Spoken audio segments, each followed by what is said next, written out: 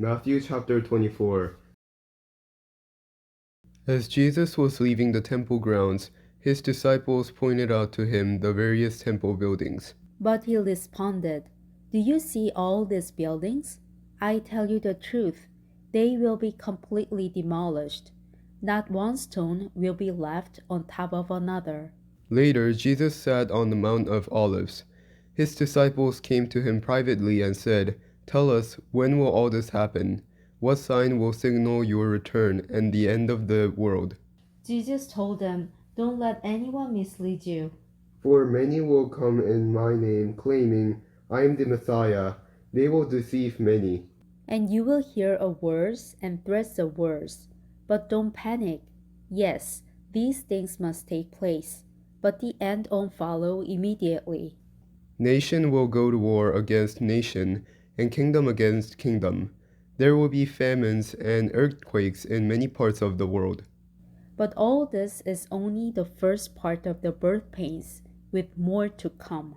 Then you will be arrested, persecuted, and killed. You will be hated all over the world because you are my followers. And many will turn away from me and betray and hate each other. And many false prophets will appear and will deceive many people. Sin will be rampant everywhere, and the love of many will grow cold. But the one who endures to the end will be saved. And the good news about the kingdom will be preached throughout the whole world, so that all nations will hear it, and then the end will come. The day is coming when you will see what Daniel the prophet spoke about, the sacrilegious object that causes desecration standing in the holy place. Reader, pay attention. Then those in Judea must flee to the hills. A person out on the deck of a roof must not go down into the house to pack. A person out in the field must not return even to get a coat. How terrible it will be for pregnant women and for nursing mothers in those days. And pray that your flight will not be in winter or on the Sabbath. For there will be greater anguish than at any time since the world began, and it will never be so great again. In fact, unless that time of calamity is shortened, not a single person will survive, but it will be shortened for the sake of God's chosen ones. Then if anyone tells you, look, here is the Messiah, or there he is, don't believe it. For false messiahs and false prophets will rise up and perform great signs and wonders so as to deceive, if possible, even God's chosen ones. See, I've warned you about this ahead of time. So, if someone tells you, look, the Messiah is out in the desert, don't bother to go and look. Or, look, he is hiding here, don't believe it.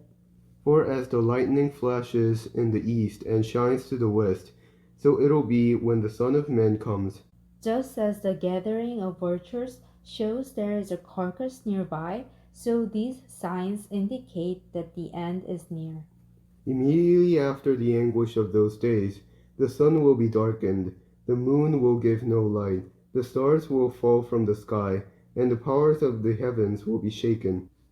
And then at last, the sign that the Son of Man is coming will appear in the heavens, and there will be deep mourning among all the peoples of the earth. And they will see the Son of Man coming on the clouds of heaven with power and great glory. And he will send out his angels with the mighty blast of a trumpet, and they will gather his chosen ones from all over the world, from the farthest ends of the earth and heaven. Now learn a lesson from the fig tree. When its branches bud and its leaves begin to sprout, you know that summer is near. In the same way, when you see all these things, you can know his return is very near, right at the door. I tell you the truth, this generation will not pass from the scene until all these things take place. Heaven and earth will disappear, but my words will never disappear. However, no one knows the day or hour when these things will happen, not even the angels in heaven or the Son himself. Only the Father knows. When the Son of Man returns, it will be like it was in Noah's day. In those days before the flood, the people were enjoying banquets and parties and weddings right up to the time Noah enters his boat. People didn't realize what was going to happen until the flood came and swept them all away. That is the way it will be when the Son of Man comes. 2 men will be working together in the field. One will be taken, the other left. 2 women will be grinding flour at the mill. One will be taken, the other left. So you, too, must keep watch, for you don't know what day your Lord is coming. Understand this. If a homeowner knew exactly when a burglar was coming, he would keep watch and not permit his house to be broken into. You also must be ready all the time, for the Son of Man will come when least expected. A faithful, sensible servant is one to whom the master can give the responsibility of managing his other household servants and feeding them. If the master returns and finds that the servant has done a good job, there will be a reward. I tell you the truth, the master will put that servant in charge of all he owns. But what if the servant is evil and thinks, my master won't be back for a while? And he begins beating the other servants, partying, and getting drunk. The master will return unannounced and unexpected. And he will cut the servant to pieces and assign him a place with the hypocrites.